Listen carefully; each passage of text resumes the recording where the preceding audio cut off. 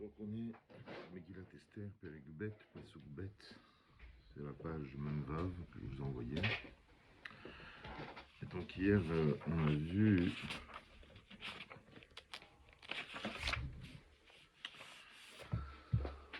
comment Akadosh Baruch Hu a tourné les choses pour accentuer le malaise du roi de se sentir seul. Et donc on va voir donc suite à ce malaise de solitude, cela va donner la possibilité à ces Néharim, au jeune homme qui l'entoure, Boker Tov, de lui proposer donc une solution pour faire face à ce malaise de solitude. Donc pas sous bête, qu'est-ce que dit la Megillah? Vayomru na'arei hamelech mesharetav. Donc les jeunes du roi qui le servent lui ont dit Yevakshu lamelech ne'arot betulot tovot mar'eh, qu'on demande pour le roi des jeunes filles vierges, littéralement, tovot mar'eh, qui sont belles d'apparence. Alors on va voir, ce système-là est bizarre de faire un casting pour que le roi trouve une épouse. Généralement, vous imaginez, le roi ne manque pas de propositions. C'est le rêve de n'importe qui. Ils en ont fait même un dessin animé, là, une fiction, La Belle et la Bête. Asbesefer Ta'ama Dikra Katav. Dans le livre Ta'ama Dikra, il écrit là-bas des davar zehi pele ou mechousa rigayon. Bémet, cet élément-là, cette démarche de faire un casting pour demander des jeunes filles pour le roi est quelque chose d'assez pélé, c'est étonnant. Mechousa rigayon qui est complètement dénué de sens. Le'atzia la melech laset isha bli shem ou bli yichus. C'est-à-dire que n'importe qui, n'importe quelle fille, n'importe quelle compagnarde pouvait se porter volontaire à épouser le roi, avec aucune exigence de renommée, aucun pédigré spécifique. Pourtant, c'est pour le roi.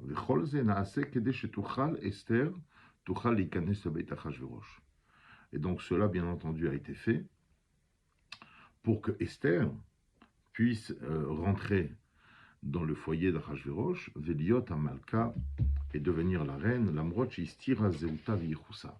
Extraordinaire. On aurait pu limiter, on va dire, le casting à des gens, à des aristocrates, à des gens de grande famille, à des gens riches, etc. Et donc on a demandé aucune identité, aucun pédigré. Donc cela va permettre même à Esther, qui ne va pas dire d'où elle vient, parce que toute la Megillah n'est possible que parce que justement il y a l'effet de surprise à la fin, parce qu'elle cache. Donc cela va permettre à une femme, sans qu'on connaisse son pédigré, sans connaître sa situation, de rentrer et devenir la reine. Ou behemet, בהמשך הפסוקים רואים כמה היה בנפשו לדעת מה ייחוסה של אסתר. Mais comme la Megillah va le raconter donc à la suite, nous voyons combien Achashverosh était désireux de connaître la filiation, le pédigré de Esther. À chaque fois, il va lui demander. Et la Megillah va nous dire En Esther magedet et ama avet molata. Elle ne va pas raconter de quel peuple elle vient, où elle est née. Ve'afal pichen birtzon Hashem iskim les rayons shel ne'arav. Et on voit que Achashverosh, alors qu'il ne manque de rien, il n'est pas acculé par une situation oppressante. C'est le roi, c'est le patron. Et quand bien même, il va accepter le conseil de ces jeunes hommes-là, de ces servants. Il va accepter l'idée de faire rentrer en compétition des jeunes filles sans la moindre renommée, sans la moindre affiliation. Boker Tov, David. Alors, on peut parce que c'est quand même dingue, c'est quand même dingue un truc pareil. On va proposer au roi n'importe qui. Alors, il est possible quand même d'expliquer, de dire que ces fameux conseilleurs, ces fameux jeunes hommes qui ont conseillé au roi de faire ce casting, lui ont expliqué son idée.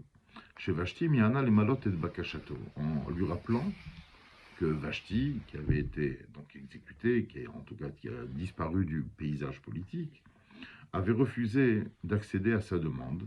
Pourquoi? Biglal Shaita Meyucheset Bito Shel HaMelech Balshazzar, puisqu'elle était la fille du dernier roi babylonien, qui était Balthazar. D'accord? Petit-fils de Nebuchadnezzar. Velachen itnas'ala velo nichnea lefanav. Et c'est son pédigré qui lui a donné cette confiance en elle, de ne pas se soumettre à lui, de ne pas se soumettre à ses directives. Lishmo abekolo velachus al kvodo, et donc de l'écouter et de prendre au sérieux le kavod du roi. Donc c'est extraordinaire comment. C'est-à-dire que c'est possible de dire que le discours qui justifie ce processus très étonnant, c'est que justement, ceux qui lui ont proposé de faire un casting lui ont dit « Mais Majesté, rappelez-vous que si vous vous mariez avec quelqu'un de l'aristocratie, on n'est pas à l'abri d'un deuxième incident, puisque cela peut faire croire à la personne, à la femme en question, qu'elle est quelqu'un, et le jour où vous demandez quelque chose, comment tu me parles, moi je suis de telle famille, j'ai tel pouvoir, voilà mes ascendants, etc. » Donc c'est pour ça qu'ils ont dit, vaut mieux ouvrir le casting à tout le monde, comme ça on ne prend pas les gens par rapport à leur famille, et la prochaine éventuelle femme du roi n'aura aucune raison valable de s'opposer à lui lorsqu'il émettra des ordres. Ve'ita bigmara Megillah. La Gemara dans Megillah daf Yudbet Amud Bet nous dit quelque chose de très intéressant par rapport à cette façon de faire. La Gemara dit là-bas comme ça, Marav. Maï dirti, il y a un verset que le roi Salomon écrit dans son livre le Michelet. Il dit là-bas, Kol arum ya'ase bedaat. Toute personne malicieuse, d'accord, intelligente dans son sens, fera les choses bedaat, avec le daat, avec intelligence. Ursil, mais l'idiot, le sot, ifros ivelet, il va étendre sa bêtise, il va étendre son erreur. La Gemara demande que veut dire ce verset, à quoi ça fait référence. Et on trouve le contexte qu'on est en train de traiter, qui correspond tout à fait à ce passage. Dit la Gemara, Kol arum ya'ase bedaat. Quand on parle des gens qui sont malins, qui font les choses intelligemment, c'est David. Par exemple, c'est David Amelech, dirtiv.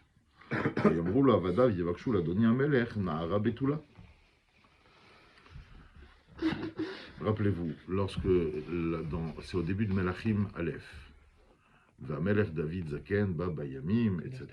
L'Haftara. Ouais.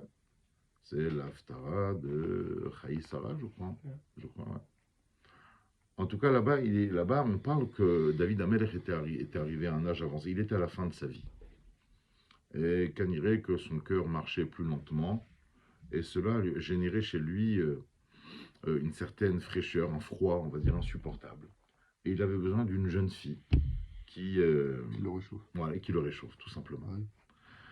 Et le passouk dit comme ça, Vayom Roulo Avadav, donc c'est les serviteurs de David, lui ont dit, Yevakshu Ladoni Amelech, qu'on demande pour mon seigneur le roi, Nahara Betula, une jeune fille. Alors la Gemara raconte, Kolman de Havale Barta Aiteniale, tout celui qui avait une jeune fille, se marier avec David, se marier avec le roi, il dit, mais vas-y, présente-toi, j'envoie ta candidature. Ça c'est David. Arum Ya'ase Bedaat. Quel rapport avec Achashverosh? La suite. Ursil Ifros Ivelet.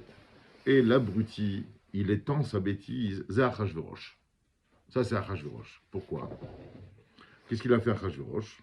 Dirtiv Veyafked Hamelech Pekidim. C'est marqué que le roi a nommé des messagers pour aller parcourir les 127 provinces, pour aller chercher les jeunes filles, pour aller prendre les jeunes filles. Kol man de avale barta itamra mine. Ça veut dire que David Amelech, il a fait un appel. Après, celui qui veut, il vient. Tout celui qui avait une fille, il envoyait. Ouais. Mais lui, la façon dont il a agi, c'est qu'il a envoyé des gens les prendre. Ça a eu la répercussion contraire. Tout celui qui avait une fille, il a caché. Ah, d'accord. D'accord? Ça, c'est dans la façon de faire, dans la 5-sil, il froisse, il velet. Il fait les choses de façon complètement erronée.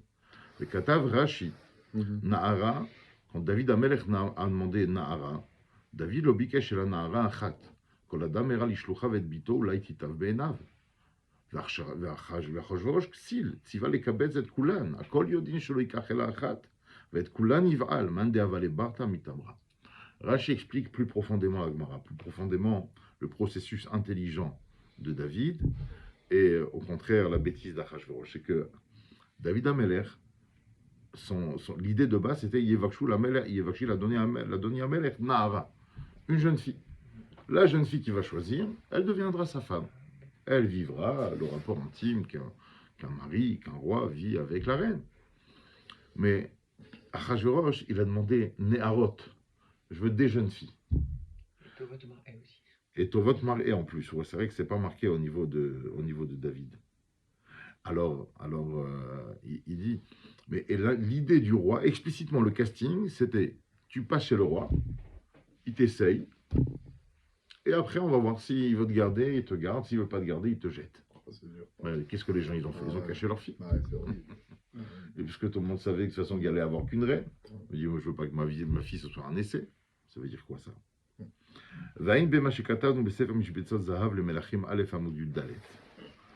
Dans ce livre-là, sur Melachim Aleph, donc justement on parle de Avisha Gashunamit, la fameuse jeune fille qui s'est mariée à la fin de la vie de David, Biurnosa Bidrashat Agmara. Là-bas on ramène une autre explication à ce que l'Agmara nous dit. Veu Alpi Ameduyak Belashon Apsukim. Et cela correspond de façon précise au terme des psukim. C'est quoi? David Pirsimu Berabim. Les sujets de David ont diffusé en public. Ve'amda lifne amelech, elle se tiendra devant le roi. Uthilo sochenet. Elle lui sera sochenet, c'est-à-dire elle va l'enlacer, elle va le réchauffer. Vehi memuna lotsarot. Et elle sera quoi responsable du trésor public. Et c'est seulement au roi qu'ils ont dit donc l'objectif. Elle couchera à tes côtés et elle te tiendra chaud. Comme ça c'est marqué là-bas dans Melachim. Et on va dire, voilà, c'est en fait l'intimité était quelque chose qui n'était pas abordé de façon publique. Ils l'ont fait de façon au contraire discrète et ils ne l'ont pas annoncé publiquement. C'est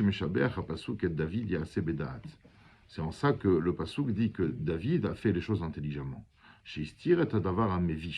En fait, ce qui peut paraître dérangeant par rapport à l'honneur de la fille, c'était quelque chose dont on ne parlait pas. Alors que le casting de Achashverosh, au contraire.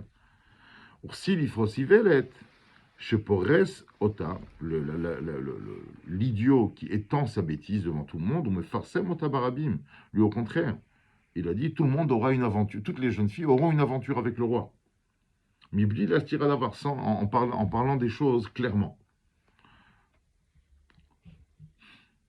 Comprenez, tout ça, c'est ce que la Gemara dans Nazir et dans d'autres endroits, dans Psachim aussi.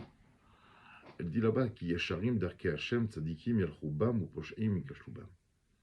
Les chemins d'Hachem sont droits et les Tzadikim avanceront, d'accord, évolueront à travers les chemins d'Hachem. Les Poshaim, Ikashlubam, les Reshaim trébucheront dedans. Ça veut dire quoi? Dit la Gemara. En fait, j'essaie de synthétiser. En vérité, quand on réfléchit, le tzaddik et le rachat vivent quasiment la même vie. Parce que les deux mangent, les deux sont mariés, les deux ont des besoins. Sauf, la différence, elle est dans la façon de le vivre. C'est-à-dire que, en fait, la Gemara parle de ça au niveau de la nutrition, au niveau du manger. Il dit le rachat, il va manger où? Le tzaddik aussi, il mange. Je vous illustrer ça à travers une anecdote qu'on raconte chez les chassidim. Un jour, il y a un chassid qui discute avec un autre. Il dit, dis-moi, en quoi ton rabbi, il est si spécial? Boker Tov, Olivier. En quoi ton rabbi, il est si spécial? Tu vois, rabbi, il est un tzaddik. Il est comme toi et moi. Il mange, il dort, il a une femme. la vie d'un être humain ordinaire. Et il a dit, je vais t'expliquer la différence entre toi et mon rabbi. Il dit, toi, à un moment donné, tu as une envie, tu as un désir. Allez, on va pas prendre le désir le plus extravagant. Tu as envie de manger une pomme. Tu as envie d'une pomme, c'est tout. Tu as envie de cette douceur. Qu'est-ce que tu fais? Tu vas chercher la pomme, tu dis, bon, c'est quand même le bon Dieu qui l'a mis sur terre, cette pomme. Bon, il faut que je fasse la bracha, je le bénis, je le remercie avant de la manger. Et ton objectif, c'est quoi? C'est de manger la pomme. Bon, tu vas pas manger la pomme sans faire la bracha. Il dit, oui, c'est vrai. Il dit, mon rabbi, tu sais, c'est quoi? Mon rabbi, il a envie de bénir Hachem. Il dit, mais comment, sur quoi je vais le faire de façon intense, de façon vraiment sérieuse? Ah, bah tiens, je vais prendre une pomme et je vais faire la bracha. Enfin, en fin de compte, au final, les deux, ils mangent la pomme. Sauf que l'un est habité par sa gourmandise, par son désir humain, alors que l'autre est habité par un désir beaucoup plus spirituel. Mais au final, les deux mangent, les deux consomment, les deux profitent.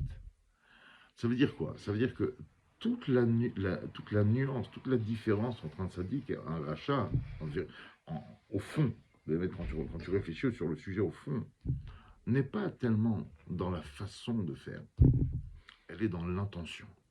Donc pourquoi il fait les choses? Celui-là, il va travailler, celui-là, il va travailler. Oui, mais celui-là, il va travailler. Il croit que toute sa vie, elle dépend de son travail. Pour lui, toute son existence, c'est son travail. Et celui-là, il va travailler parce qu'il se sert de son travail pour subvenir honorablement aux besoins de sa famille. Vous comprenez? Là, quand on parle de tzadikim, il ne faut pas prendre les choses uniquement. Le tzadik, ça nous dépasse, c'est pas à notre portée. Non, on parle de chacun d'entre nous. Il y a une façon tzaddik d'agir et il y a une façon rachat d'agir. Alors, bien sûr qu'il y a un curseur. On n'est jamais totalement là ou totalement là. Mais en tout cas, ça nous indique un sens beaucoup plus précis vers lequel il faut s'orienter. D'accord? C'est-à-dire que avancer, grandir en maturité, prendre de la maturité dans la vie, consiste à affiner ses intentions, à savoir pourquoi on fait les choses. Vous avez dit un jour... La Pkeïla, il n'y a pas de... La pomme, c'est bien, mais quand on mange la Pkeïla, on ne pense pas à Hachem avant de manger la Pkeïla. Si, il y a un sens. Je sais pas. Ça peut pas mal. Il y a un sens. La pomme, je veux bien, il y a deux... Faut manger un plat. C'est un exemple, c'est un exemple. Mais la Pkeïla, il y a un sens. C'est pour détendre. C'est marqué. C'était pour détendre. Oui, la femme. C'est marqué dans la Shulchan Aruch. Oui, bien sûr, oui. Le Rav Shai, il est très fort pour ça, pour trouver des... Il m'a trouvé, il m'a dit, mais tu te rappelles, j'avais écrit un mot, je dis, ah, c'est toi Ma qui... femme. Non, mais qui tu connais, Rav Posen, il me racontait que son père, c'était le sgan, l'adjoint de Rav Nissim Karelitz, au Bedin à Bnei Brak. Et il me racontait...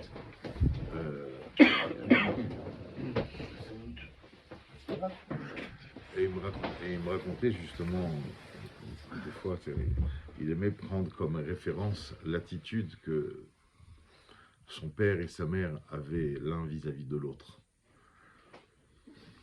Bon, des fois, il me parlait de choses vraiment intimes,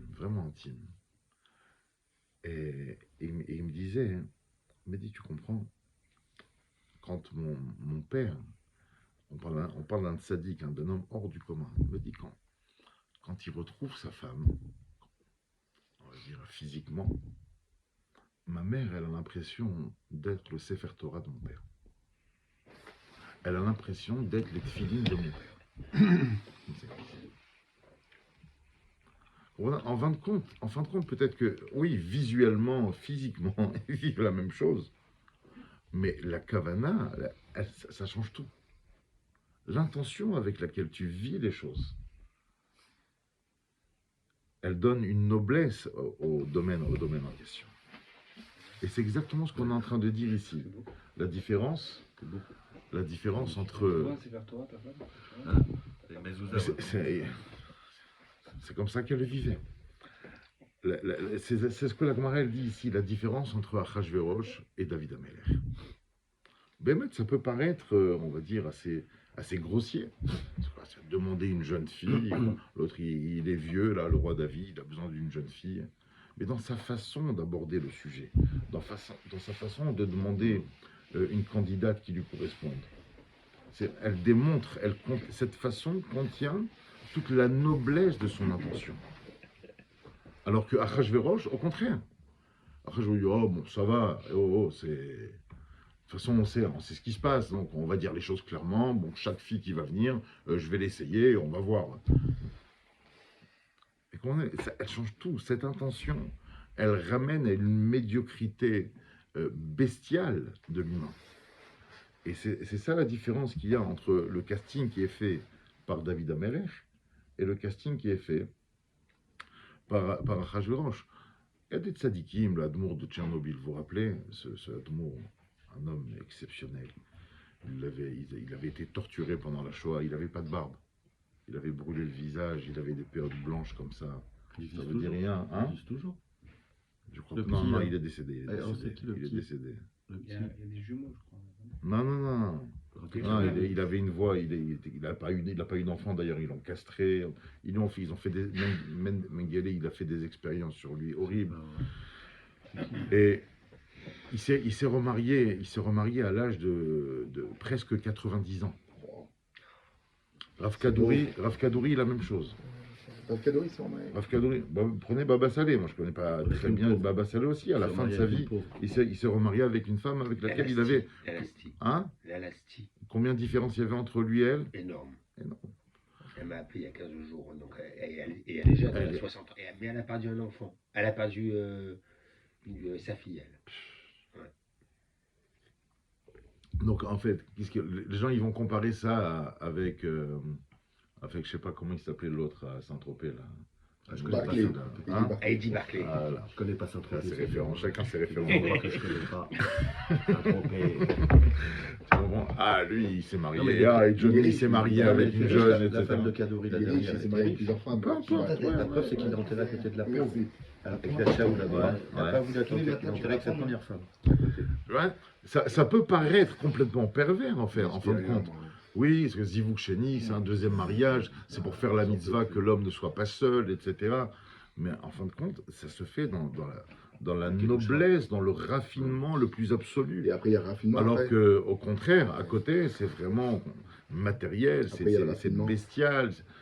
Ils veulent de la chair fraîche. Excusez-moi de parler comme ça. Et c'est ça la différence entre David Amelech et Achashverosh. On finit avec le dernier petit passage ici. Ema Shekatav Ralbag. Le Ralbag dans Bemelachim Aleph. Là-bas, il faisait les chonos. Léodia, c'est pour faire savoir qu'Ishiavo haecheach lasot davar sheyagia mimenu boshet, lorsque arrive une situation obligatoire qui amènera à une certaine honte. Raou sheyasuhu beofan sheyasira boshet veyishaer atoelet. Il est convenable de faire cette chose-là qui amène de la honte, de la faire de façon discrète pour enlever la honte, afin qu'il ne reste que l'utilité. Velazetimsa, c'est pour cela que tu trouveras.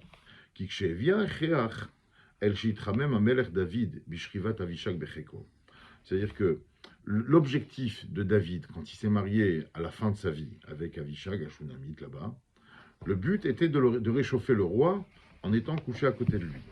Vaya bezema boshet lo vela imivada shinichneset ishkal becheko. Et ça ne se fait pas de dire qu'elle allait coucher à côté de lui. Alors ils ont utilisé un mot beaucoup plus subtil, beaucoup plus délicat. On parle de sochenet, c'est comme une souka. Elle va le protéger. Qui baisait, il y a alem, il y a nachnasa, shamvalmaya, il y a travers ça, il va se passer ce qui va se passer. Qui a chez moi, im shinichneset, la yen badavar aminu, il y a cher sa monta à la mamelach. En fait, Bémet, ça revient à ce que la Gemara dans Choulin, elle dit. Il y a des catégories d'humains dont la shrina devient gravement allergique à eux. C'est-à-dire que eux et la shrina, ça ne peut pas coller. Et la Gemara, bon, il y a les Messapri et la Shonara, il y a ceux qui aiment. Rabbeinu, on peut dire comme Rabbeinu, non, aussi. Hein? Comme Rabbi Narman. Oui, exactement, il parle de ça aussi. Mais, mais la Gemara, elle parle de plusieurs catégories. Une des catégories, c'est ce qu'on appelle gassé arouach. Gassé arouach, littéralement, ce sont des gens prétentieux. Et on parle là-bas de gens vulgaires. Et demande à Gemara, mais c'est quoi la vulgarité? Ah oui, concrètement, vas-y, dis-moi, c'est quoi être vulgaire? C'est quoi être vulgaire? Aujourd'hui, les gens y croient être vulgaire, c'est dire des gros mots, c'est dire... Être vulgaire, c'est dire les choses que tout le monde sait sans la moindre honte. Et la Gemara donne un exemple. Il dit, c'est comme quelqu'un qui a un mariage, et comme ça, il tape son prochain. Lui ce soir... C'est méchant. C'est vrai. La vulgarité. Ça s'appelle la vulgarité. Même si c'est vrai. Mais justement, là, c'est le contraire de la délicatesse, du raffinement. Et c'est ça la différence fondamentale entre le cheminement de David, qui est le nôtre, et le cheminement d'Achashverosh. En fin de compte, aujourd'hui, c'est quoi? Toute la télé-réalité, etc. C'est basé sur ça. Mais de toute façon, c'est bon, il n'y a plus besoin de cacher, tout le monde sait quoi, tout le monde sait qui. Allez, il faut dire les choses clairement, et tu as envie de quelque chose, vas-y, dis-le explicitement. Mais ça s'appelle la grossièreté, c'est ça la grossièreté. Et c'est ce qu'on doit apprendre à nos enfants, que même les choses qui sont naturelles, dont on a besoin, mais savoir en parler de façon subtile, de façon raffinée, pour garder cette dimension sacrée de la chose et ne pas sombrer au contraire dans la vulgarité complètement bestiale. On a